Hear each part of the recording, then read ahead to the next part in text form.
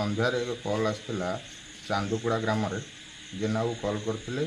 ତାଙ୍କ ଘରେ 2-3ଟା ଛୋଟ ଛୋଟ ସାପ ବୁଲୁଥିବାର ଦେଖିଲେ ଏବଂ ତାକୁ ଯେତେବେଳେ ଘଉଡ଼ିବାକୁ ଚେଷ୍ଟା କଲେ ସେ କଣା ଟେକିଥିଲେ। ଭୟଭୀତ ହୋଇଯାଇଥିଲେ ପୁରା ପରିବାର। ଆମକୁ କଲ୍ କଲେ, ଜାହାଙ୍ଗୀର ଯାଇକି ସେଠି ଉପସ୍ଥିତ ହେଲେ ଏବଂ ଦେଖିଲେ ଗୋଟାକ ପରେ ଗୋଟାଏ 23ଟି ନାଗଛୁଆ ଉଦ୍ଧାର ହେଲା।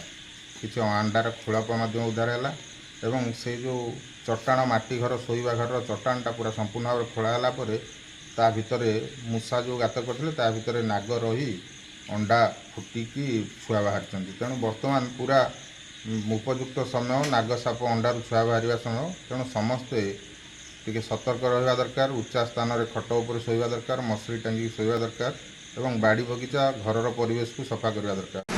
Dreams University for Best Academy and Placement. Padmini Care Hospital for Best Healthcare.